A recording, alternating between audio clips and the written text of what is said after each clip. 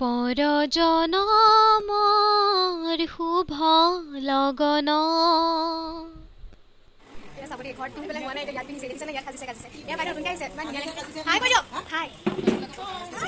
ভিডিঅ'টো আচলতে মই ২০ জুন ৰাভা দিৱসৰ দিনাখনেই কৈ ৰাখিছিলোঁ।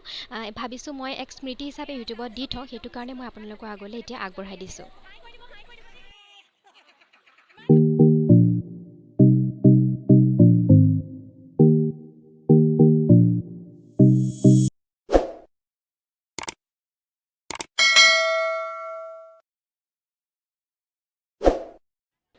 নমস্কাৰ বন্ধুসকল, মোৰ এটা নতুন ব্লগলৈ আপোনালোক সকলোকে পুনৰবাৰ স্বাগতম জনাইছোঁ আৰু আশা কৰিছোঁ আপোনালোক সকলো ভালে আছে। ময়ো ভালে আছোঁ, মাথো কিছু ব্যস্ততাৰ বাবে মই কিছুমান ভিডিঅ' কণ্টিনিউ কৰিব পৰা নাই, তাৰ বাবে মোক ক্ষমা কৰিব। আৰু আজিৰ ব্লগটো মই এনেকৈ আৰম্ভ কৰিছোঁ। এয়া কিহৰ প্ৰস্তুতি চলিছে আপোনালোকে ধৰিব পাৰিছেনে? আজি হৈছে ২০ জুন ৰাভা দিৱস। ৰাভা দিৱস আমি কাৰ স্মৃতিক স্মৰণ কৰি উদযাপন কৰোঁ, পালন কৰোঁ, কাক স্মৰণ কৰি আমি কাৰ চৰণত শ্ৰদ্ধাঞ্জলি জ্ঞাপন কৰোঁ, সেয়া হয়তো আপোনালোক সকলোৱে জ্ঞাত। সেই সম্পৰ্কে মই বিতংভাৱে জনাবলৈ নাযাওঁ, কিন্তু তথাপিও যদি দুআষাৰ নকওঁ তেতিয়াহ'লে ভিডিঅ'টো আধৰুৱা হৈ ৰ'ব। অসমীয়া জাতীয় জীৱনলৈ বিশেষ অৰিহণা আগবঢ়াই থৈ যোৱা অসমৰ এগৰাকী বিশিষ্ট শিল্পী, কবি, চিত্ৰকাৰ, নাট্যকাৰ, সংগীতজ্ঞ, মুক্তিযুঁজাৰু কলাগুৰু বিষ্ণুপ্ৰসাদ ৰাভাদেৱৰ আজি ৫৩ নং মৃত্যুবাৰ্ষিকী। আজিৰ দিনটোত সমগ্ৰ ৰাজ্যতে তেওঁক সোঁৱৰণ কৰি ৰাভা দিৱস উদযাপন কৰা হয়। সেই মৰ্মে আজি আমাৰ বিদ্যালয়তো অৰ্থাৎ ৩২ নং চেৰেকাপাৰ প্ৰাথমিক বিদ্যালয়তো তেওঁক স্মৰণ কৰি ৰাভা দিৱস আয়োজন কৰা হৈছে চেৰেকাপাৰ সাহিত্য সভাৰ সৌজন্যত।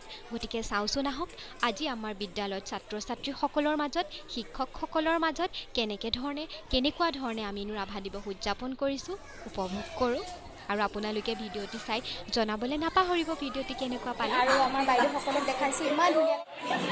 এয়া চাওক, চবেই একদম স্কুলত পূৰা সাজি কাচি আহি পেলাই পূৰা এনজয় কৰি আছে।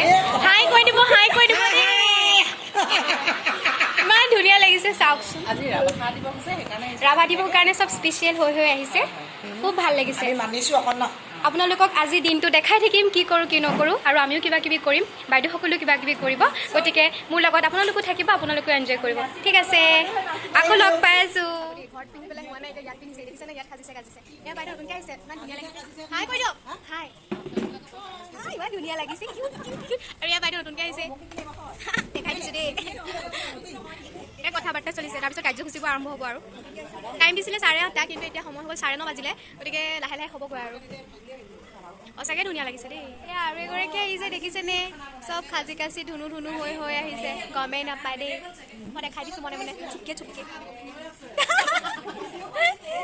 ষ্টুডেণ্টৰ দেখিছে কিমান ফূৰ্তি, চাওক। কি কৰিবা তোমালোকে আজি? কৈ দিয়া। কোনে শিকাইছিলে নাচটো? মই শিকাইছোঁ ন? মই শিকোৱা নাচ চাবলৈ পাম। ভালকৈ নাচিবা আকৌ দেই। ৰেডি দেখিছে কণমানি। কি কৰিবা? আৰু কিবা কিবি কৰিবা নে? কবিতা আবৃত্তি কিবা কিবি কৰিবা?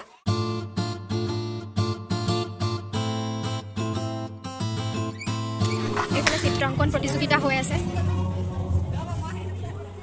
তুমি কি কৈছা ন?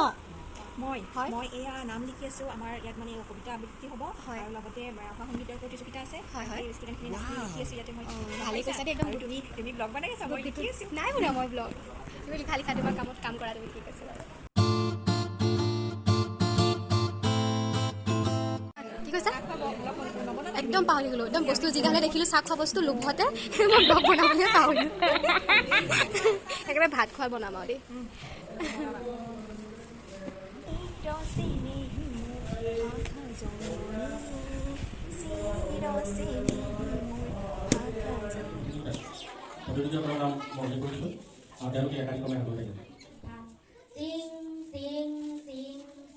ডাকৰ বান্ধোন চিং, খুল খুল খুল খুল, কাৰাৰ পাতক খুল, ভাং ভাং দুৱাৰৰ দাং, ভাং ভাং ভাং ভাং, লোহাৰ শিকলি ভাং, চিং চিং চিং চিং, ডাকৰ বান্ধোন চিং, খুল খুল খুল খুল, কাৰাৰ পাতক খুল, ভাং অতুলৰ মাও,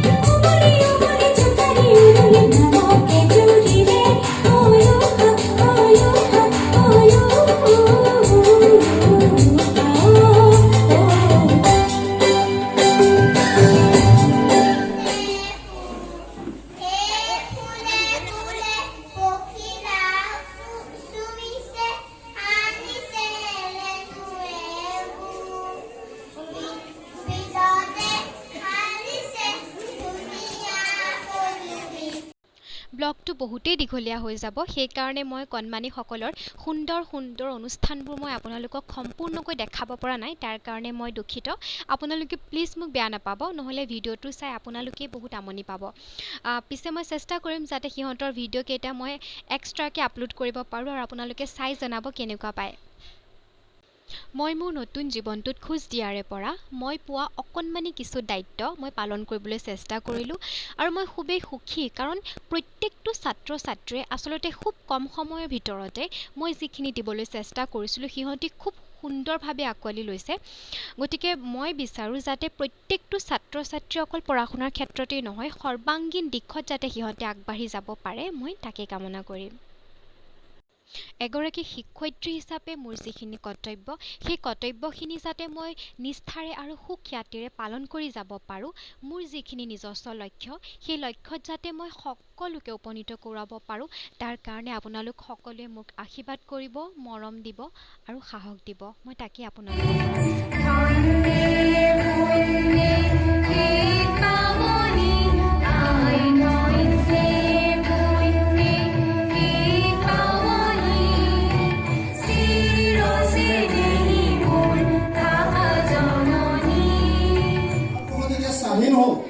কংগ্ৰেছ চৰকাৰৰ বা কংগ্ৰেছ দলৰ নেতৃত্বত তেতিয়া কিছু মানুহে দেখিছিল যে ব্ৰিটিছৰ যিটো সুখনদাৰী চৰিত্ৰ সেই একেই কংগ্ৰেছৰ সুখনদাৰী চৰিত্ৰ।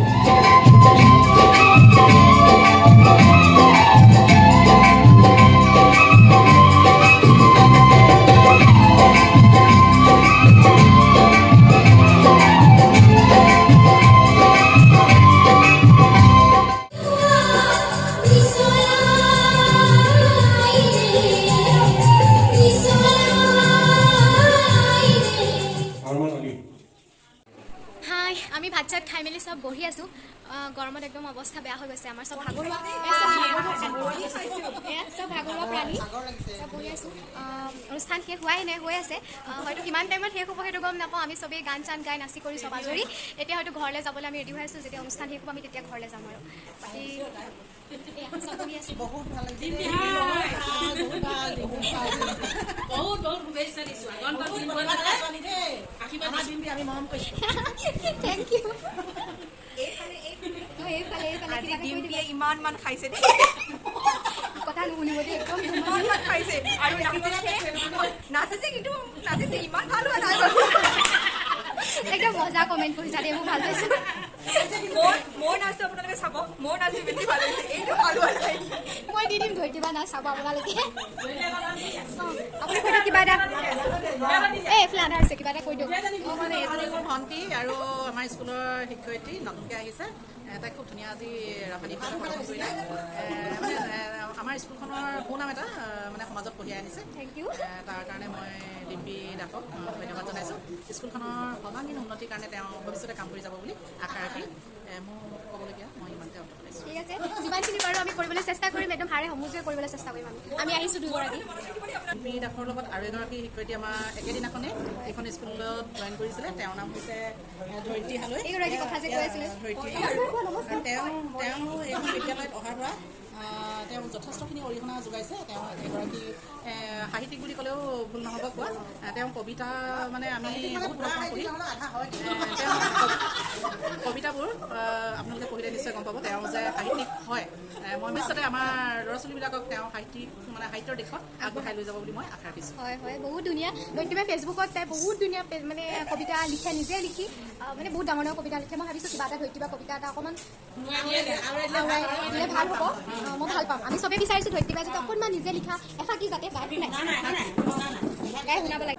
দুখৰ কবিতা আৰু সুখৰ কবিতা এনেকুৱা কিছুমান মানে বিতৰ্ক চলি থকা যায়। মানে মই পাইছিলোঁ তেনেকুৱা দুটামান লাইন মানুহে মোক কৈছিলে যে দুখৰ কবিতা বেছিকৈ কিয় লিখা, সুখৰ লিখিবাচোন। আৰু এইলৈ মই দুটামান লাইন লিখিছিলোঁ। সেই শাৰীকেইটা মই কৈ দিছোঁ যে দুখৰ কবিতাবোৰ তেওঁ প্ৰায়ে কয়, সুখৰ কবিতা লিখিবাচোন, দুখৰনো কিয় লিখা।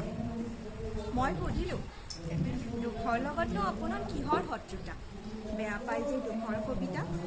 কেতিয়াবা মিতিৰালি কৰি চাবচোন, দুখৰ সতে কিমান গভীৰ হ'ব পাৰে। উপভোগ কৰিব জানিলে দুখৰ ৰাতিবোৰো আপোন হৈ পৰে। দুখবোৰ এলাগি কৰি কেৱল সুখৰ ফুলেৰে কথা মালাধাৰীয়ে জানো শুৱনি কৰিব পাৰিব জীৱনৰ দীঘলীয়া বাট। এইখিনিয়ে মোৰ আজি।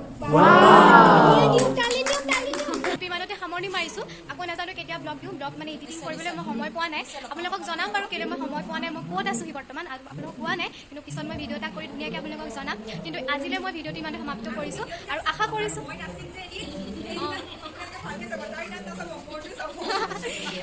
আপোনালোকে ভিডিঅ'টো চাই ভাল পাইছে। আৰু যদি ভাল পায় তেতিয়াহ'লে প্লিজ লাইক কমেণ্ট কৰি জনাব কেনেকুৱা পাইছে। আৰু মোৰ চেনেলটো ছাবস্ক্ৰাইব কৰিবলৈ নাপাহৰিব আৰু বেল আইকনটো দবাই থ'ব যাতে মই দিয়া ভিডিঅ'বোৰ আপোনালোকে পাই থাকে। এতিয়ালৈ বাই বাই।